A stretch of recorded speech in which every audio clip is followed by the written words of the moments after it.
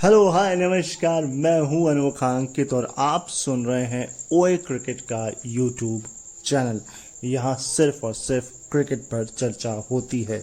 आज एक और एपिसोड है क्रिकेट डायरीज का और हम यहां पर आपको इतिहास में लेके चलते हैं, खासकर वो इतिहास जहां कोई कंट्रोवर्सी हुई हो। आज हम बहुत पीछे नहीं जाएंगे सिर्फ साल 2020-21 में। और ये साल कौन भूल सकता है, क्योंकि ये वो साल है जहां कोविड पैंडेमिक आया था और हम में से हर किसी ने किसी ना किसी एक को खोया है। तो ज़्यादा उस पर बात नहीं करेंगे, बात अपने टॉपिक पर करेंगे। और आज की सीरीज़ है इंडिया वर्सेस ऑस्ट्रेलिया 2020-21 की सीरीज़, जहां इंडिया गया था ऑस्ट्रेलिया खेलने और एक लाइन बड़ी फेमस हुई थी जो कि विवेक राजदान ने कही थी कमेंट्री के दौरान, और वो ये कही थी कि गाबा का घमंड टूटा है। और रिसेंटली उन्होंने जो ओलंपिक में कमेंट्री करी वो तो कमाल ही थी, तो गजब की कमेंट्री। लेकिन ये सीरीज़ जितनी इम्पोर्टेंट थी क्योंकि इंडिया ने लगातार दूसरी बार ऑस्ट्रेलिया को ऑस्ट्रेलिया में हराया था। और अगर मैं थोड़ा सा आपको हिस्ट्री दे दूं तो border Gavaskar trophy last time Australia ने स्टीव स्मिथ की कप्तानी में साल 2014 में कहीं जीती थी। तो अब 10 साल हो चुके हैं उस बात को, और इस बात को भी 3-4 साल हो चुके हैं। बात कंट्रोवर्सी की हो रही है, तो ये कंट्रोवर्सी ग्राउंड पे तो नहीं हुई थी, क्योंकि हम जानते हैं इंडिया ऑस्ट्रेलिया का इतिहास कि ग्राउंड पर कितनी ज़्यादा कंट्रोवर्सी होती है। फिर वो चाहे एंड्रू साइमंड हरभजन सिंह हो, रिकी पॉन्टिंग की उंगली दिखाना हो, या फिर अहमदाबाद में क्राउड को शांत करना हो। लेकिन कुछ कंट्रोवर्सीज बाहर भी होती हैं, और एक चीज़ ऑस्ट्रेलिया बहुत अच्छे से करता है और वो करता है माइंड टैक्टिक्स, प्रेशर का इस्तेमाल, जो इस बार भी वो कर रहा है। एक होता है कि आपका केवल एक खिलाड़ी या एक कप्तान या कोच आकर कुछ बोले, लेकिन इतने डेस्परेट हैं ऑस्ट्रेलिया वाले कि उनका एक एक खिलाड़ी आ करके मीडिया में ये बोल रहा है कि इस बार की सीरीज हम जीतना चाहते हैं, क्योंकि सब कुछ है हमारे पास सिवाय बॉर्डर गावस्कर ट्रॉफी के। और ये एक प्रेशर है, ये टैक्टिक्स है इंडियन फैन को डराने के लिए, अपने फैंस को उत्साहित करने के लिए, एंड इसके अलावा टीम में जोश भरने के लिए, स्पॉन्सर्स को ये बताने के लिए कि पैसा लगाइए, ग्राउंड पर आइए, और इंडिया के खिलाड़ियों को थोड़ा सा नर्वस और डराने की। अब ये तो वक्त बताएगा कि इसमें ऑस्ट्रेलियंस कितना सफल हो पाए हैं। खैर, कंट्रोवर्सी क्या हुई थी? कंट्रोवर्सी को उजागर किया है शार्दुल ठाकुर ने। पहली बात तो मैं ये कहूँगा, ये कंट्रोवर्सी बाहर नहीं आनी चाहिए, लेकिन आती हैं तो फिर खबरें भी बनती हैं और आप तक पहुँचती भी हैं। तो दरअसल शार्दुल ठाकुर ने किसी इंटरव्यू में ये बयान दिया है।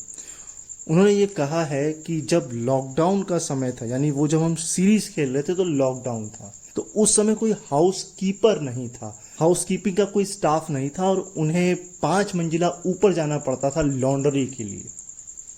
ठीक है, मैं आपकी बात समझ रहा हूँ, लेकिन मैं आपको एक हिदायत दूंगा यहाँ पर, क्योंकि मैं दोनों तरीके की बात करूंगा यहाँ पर, किसी एक पक्ष को ना टारगेट करूंगा ना उस पर बात करूंगा। मैं सिर्फ इतना कहना चाहता हूँ, शार्दुल ठाकुर जी जाइए और जरा सचिन की ऑटोबायोग्राफी को जाकर पढ़िए, क्योंकि उसमें उन्होंने साफ साफ मेंशन किया है कि जब वो टूर पे जाया करते थे इंग्लैंड के काउंटी खेलने के लिए, तो वो अपनी लॉन्ड्री खुद किया करते थे। ठीक, दूसरा खाने का इंतज़ाम भी वो खुद किया करते थे।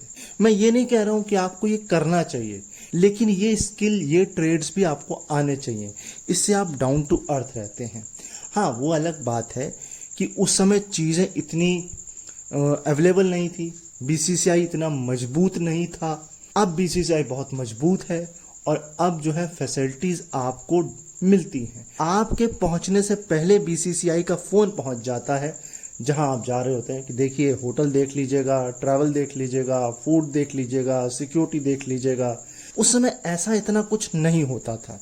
लेकिन ये कहने के साथ साथ मैं ये भी कहना चाहूँगा कि ये चीज़ें हमको अवॉइड भी करनी चाहिए, क्योंकि अगर इन चीज़ों से हमारा क्रिकेट इफेक्ट हो रहा है, हमारा मीटिंग्स इफेक्ट्स हो रही हैं, हमारा गेम इफेक्ट हो रहा है, तो हमें फिर इन चीज़ों को अवॉइड करना चाहिए। मुझे आज भी लगता है रणजी के नीचे का जितना क्रिकेट होता है, ये मेरा एज्यूम है, मैं गलत भी हो सकता हूँ, सही भी हो सकता हूँ, कि उसमें जो है वो अभी भी खिलाड़ियों को खुद मैनेज करना पड़ता होगा।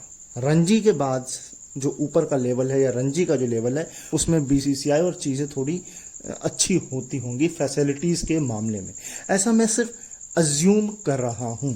अच्छा, इन्होंने एक बात और बोली है इस पूरे सिनेरियो में कि टिम पेन झूठ बोल रहे हैं। इसके पीछे की कहानी ये है कि टिम पेन ने, जो कि पूर्व कप्तान थे ऑस्ट्रेलिया के, और अब तो थोड़ा सा उनके कंट्रोवर्सी हुई है, विकेट कीपर भी थे, तो उन्होंने किसी इंटरव्यू में कहा था कि हमने इंडियन टीम को पूरी की पूरी जो सुविधाएं हर एक देने की कोशिश की और दी है।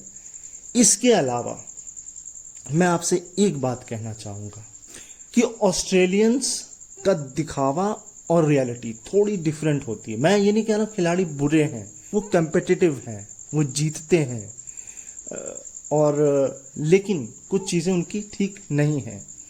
जैसे कि अगर मैं बात करूं बहुत क्लियरली, तो जब मैंने 2 सीरीज़ उनकी स्टार्टिंग के पहले दिन सुनी है, वेस्ट इंडीज़ और पाकिस्तान की, इसी साल की बात कर रहा हूँ, तो बड़ा हल्ला काटा जाता है ग्राउंड में, आप आए हमारे यहाँ, खेल रहे हैं, बहुत बढ़िया लग रहा है। लेकिन यही चीज़ें अगर आप बैकडोर पर फिर देखेंगे तो आपको ऐसा लगता है कि ये तो सिर्फ एक छलावा है, दिखावा है।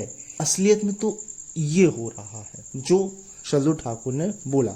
सर, थोड़ा क्रिकेट पर ध्यान दीजिए, ये चीज़ें होती हैं, लाइफ का पार्ट है, और मुझे ऐसा लगता है इनसे घबराने की ज़रूरत नहीं है।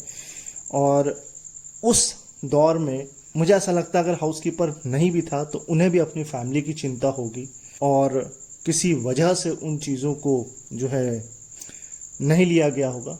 यहाँ तक कि तो मैं अगर आपको ये भी बताऊं कि हमने वो दौर भी देखा है जब एक ही होटल में पूरा क्वारंटीन, खिलाड़ी, ब्रॉडकास्टर्स, सब कुछ था, तो वो टाइम अलग ही था।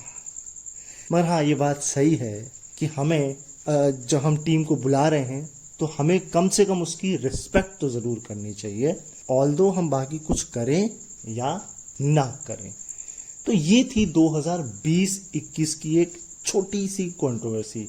अब इसे आप छोटा समझिए या आप बड़ा समझिए, लेकिन इंडिया ऑस्ट्रेलिया जब भी खेलते हैं उससे पहले इस तरह की चीज़ें आती हैं, ये एक माइलेज भी देती हैं, ये हमें एक रियलिटी चेक भी कराती हैं, और ये हमें बताती हैं कि ऑस्ट्रेलिया किस तरीके से बिहेव करता है, खेलता है। मैं क्रिटिसाइज नहीं करूंगा ऑस्ट्रेलिया को, और ना ही मैं ये कहूँगा कि ऑस्ट्रेलिया बुरी टीम है।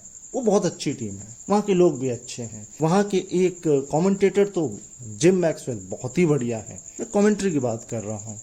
हर्षा भोगले को ऑस्ट्रेलिया ने सर आंखों पर बिठाया हुआ है, और बिठाया था जब स्टार्टिंग में वो गए थे, और वहीं से उनका कमेंट्री स्टिंट शुरू हुआ था। तो ऑस्ट्रेलिया घूमने के लिए भी बहुत अच्छी है, मैकग्राथ बहुत अच्छे हैं, उन्होंने तो इंडिया आकर के कितना जाने कितने खिलाड़ियों को ट्रेनिंग दी होगी, है ना। तो क्रिकेट में कंट्रोवर्सी होती रहती है, और ऐसी छोटी छोटी बातें बड़े बड़े शहरों में होती ही रहती हैं। आई होप आपको ये कंट्रोवर्सी की कहानी, क्रिकेट डायरीज का 2nd एपिसोड पसंद आया होगा। तो पसंद आया है तो मैं आपसे कुछ नहीं कहूँगा, आपको जो ठीक लगे वो करिए।